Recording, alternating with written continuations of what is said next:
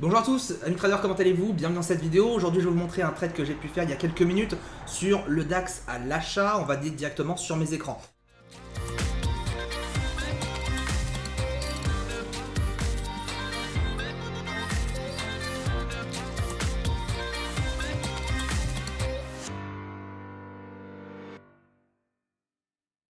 Alors vous le voyez, donc on est sur un achat ici, donc à 12 195, un achat qui était intéressant. Alors pourquoi j'ai fait cet achat? Je vais vous expliquer tout dans cette vidéo et on va commencer déjà sur le Discord, donc sur le chat étudiant, sur lequel j'ai annoncé ma position, le TP1, le TP2 et ainsi de suite.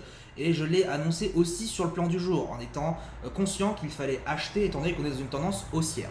Je vais vous montrer ça. Donc plan du jour d'aujourd'hui. Le plan du jour, je le publie tous les matins à 9 h et j'indiquais bien que les opérateurs semblent de meilleure humeur au vu des perspectives de baisse des taux. Seul le conflit commercial qui perdure encore et toujours continue d'effrayer et d'impatienter les deux économies. Le PIB de l'Angleterre a été meilleur que prévu hier, on l'a vu, très intéressant, une bonne chose encore une fois de plus. Profitons donc de ce genre de marché pour suivre le mouvement en cours, donc à la hausse, et soit pour payer sur des cassures plus des rebonds, ou soit tout bêtement de payer des rebonds de support toujours à l'achat. Donc toujours à l'achat, j'avais proposé ici un support 12 200 points. 12 200 points, c'était juste là. Ce support a été enfoncé, il a créé un support intermédiaire juste là à 185. Et ce support à 185, il a été plus qu'intéressant puisque hier, ici, aux alentours donc de 18 h, 19 h, on a eu un excès supplémentaire. On le voit au niveau des bandes de Bollinger, on le voit aussi au niveau du RSI, et on l'a refait encore aujourd'hui. Alors, je n'étais pas extrêmement présent devant les marchés, j'étais occupé sur la conférence de vendredi sur le Traders Day. J'ai ouvert la plateforme, j'ai vu qu'il y avait mon point d'entrée, donc certes qui avait été loupé. Le point d'entrée optimal pour moi, il était juste là, à 185 pile poil. Mais voilà, j'ai pris quand même la position juste ici, à exactement 10 h 40. Un stop loss sous les plus bas, sous la zone, 20 à 30 points de stop loss grand maximum. TP1, alors TP1, je l'ai mis sur le milieu du range finalement, vous le voyez ici. Pourquoi? Parce que pour moi on n'avait pas encore assez de patates, le marché n'avait pas de punch suffisant pour progresser beaucoup plus haut que ce qu'on a fait il y a quelques minutes. La preuve, ça s'est réglé en une ou deux bougies grand maximum. Donc j'ai préféré aller viser ici 12 214, histoire de me dire ok bon, on sécurise quand même la position, 12 214, 215 tapé, je prends 70% de ma position à 20 pips, et ensuite j'irai prendre le reste de mes bénéfices à 12 240. Effectivement, je n'ai pas eu le temps de prendre à 240, le marché a explosé entre temps et j'ai pris 60 points au lieu de 45-50. Donc plutôt pas mal du tout. Donc vous le voyez, je prends ma règle juste là, une position ici, 20 points de gain, puis ensuite, soi-disant normalement 45 points que j'ai clôturé à 65, donc 20 points de plus. Ça c'est vraiment bonus. J'ai clôturé 20% ici sur les 12 240 et maintenant je vais aller chercher 10% sur les 12 300, un fameux niveau, un chiffre rond mais une résistance assez importante. Vous voyez un petit peu déjà comment ça se passe, hein. On n'a pas un trading très compliqué là-dessus. On a une borne basse, on capte une borne basse et on vient chercher finalement l'excès. Ce n'est pas de la contre-tendance étant donné qu'on est dans un marché haussier. Bien évidemment, les bandes de Bollinger, le RSI m'ont aidé. Le RSI, on le voit ici, qui a présenté un mouvement de survente, un petit pic sous les 30, à 27,3 exactement. Et ça permet de prendre de belles positions. L'analyse a été faite sur des UT plus élevés, notamment sur du H1. Et sur du H1, je vais vous montrer ça tout de suite, j'avais une droite de tendance. Et vous voyez cette droite de tendance-là, comment elle a tenu. Cette droite de tendance, elle a vraiment bien tenu. On nous a fait croire finalement que cette droite de tendance a été cassée, mais on était toujours dans cette zone 12 200. Et c'est là l'importance d'avoir un plan préétabli le matin, c'est que cette zone 12 200, elle était bel et bien travaillée, parce qu'encore une fois, on était dans une tendance haussière, dans un mouvement haussier, pas de remise en question pour l'instant. Je paye un support, cassure, puis on va dire invalidation de la droite de tendance, même si sur un UT de temps plus large, on n'a pas finalement cassé cette droite de tendance sur du H4 par exemple, donc on ne pourrait pas vraiment indiquer une cassure réelle de la droite de tendance. Pour moi, la cassure de la droite de tendance se fait en même temps de la cassure de la zone. Le bas de la zone, 12 186, n'était pas, à mon sens, cassé. Donc, la droite de tendance tenait toujours le cours. Et c'est exactement ce qui s'est passé. Le marché pète à la hausse, résistance intermédiaire touchée, 12 269, et c'est là qu'on peut avoir de belles opportunités. En plus de cela, on était sur un bas de Bollinger, donc en termes de probabilité de gain, c'était quand même plutôt pas mal. Sans cette respiration ici, on n'aurait pas eu un marché haussier, on n'aurait pas eu un marché baissier, et vous le savez très bien, regardez un petit peu l'état de la tendance, à chaque fois ici qu'on a des cassures, on a un pullback. On a une hausse, un pullback, une hausse, un pullback, une hausse et un pullback encore une fois. D'où le fait donc d'aller chercher ma résistance, 12 320, 12 300 pour faire un chiffre rond.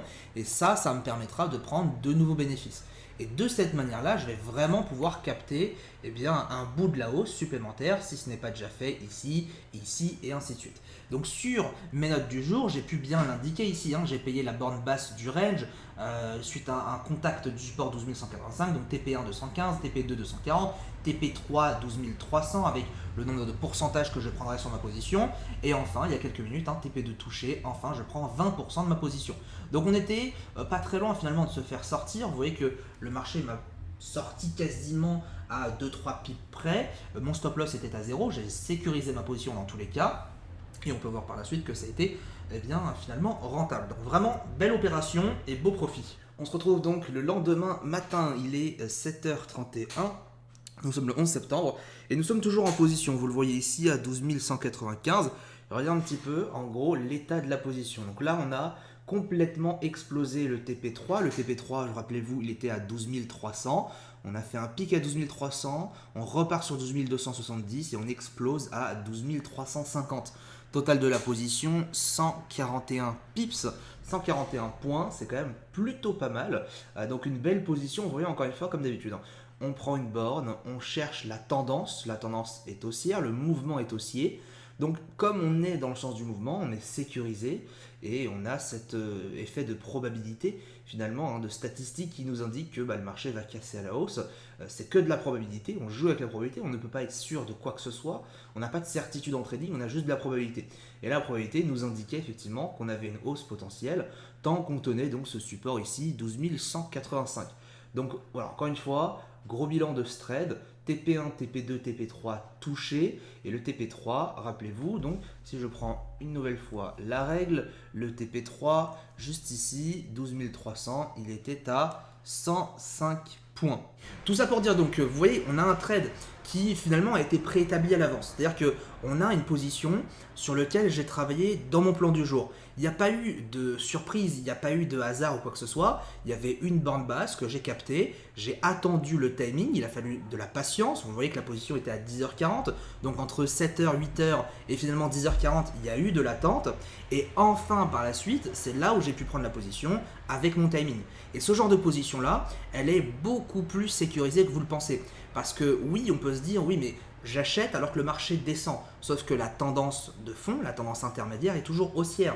Donc ma probabilité de gain est toujours importante à la hausse. C'est ça qu'il faut retenir et c'est ça qui est important. C'est que même si sur des unités de temps plus courtes, vous voyez un marché qui baisse, ce n'est pas pour autant que la tendance est baissière. C'est tout simplement parce que le marché est capable de respirer un peu pour reprendre de la force à l'achat par la suite. Et là, encore une fois, c'est exactement ce qui s'est passé. Pour faire donc un petit bilan des courses, alors je vous ai dit, j'ai pris 20 points en TP1 à 70%, ce qui nous fait 14 points au total. J'ai pris ensuite TP2 à 20% sur 65 points de gain, ce qui nous fait 13 points au total. En gros, ça nous fait donc 1,4 de ratio, soit à peu près 28 points en total. Donc c'est pas une grosse position, c'est une bonne position, c'est une position qui a une probabilité de gain correcte, élevée même, dans le sens de la tendance. Donc en soi, on ne peut pas se permettre de louper cette position. Une position comme celle-ci, ça mérite de faire une belle performance, ça mérite d'investir peut-être un peu plus. Alors sur cette position, j'ai risqué 1% de risque, donc c'est pas non plus énorme, mais ça fait un retour encore une fois de 1,5% de gain. L'objectif, 2% de gain sur une semaine, ça nous fait donc un total de 8% à la fin du mois. C'est une belle performance, surtout quand on n'est pas H24 et constamment devant son écran. C'est une bonne chose de pouvoir arriver à faire du gain régulièrement sans pour autant consacrer 8 heures, 10 heures, 12 heures par jour devant les écrans au trading. Et c'est ça le bon compromis, c'est pour ça qu'on fait un plan du jour le matin. On fait un plan du jour le matin, on identifie qu'est-ce qu'on a envie de trader, qu'est-ce qu'on peut trader parce que le marché nous laisse avoir cette opportunité-là. On attend, on pose une alerte et là ensuite on déclenche les trades comme celui-ci et on patiente TP1, TP2, TP3 et ainsi de suite. J'espère en tout cas que cette vidéo vous aura plu. Si vous avez envie de voir plus de vidéos comme celle-ci, de trades live où je vous explique pourquoi je l'ai pris avec des vidéos sur le récap et ainsi de suite, n'hésitez pas, vous mettez un pouce bleu en bas de cette vidéo si le contenu vous a plu. On se retrouve pour une prochaine vidéo. À très bientôt, ciao ciao.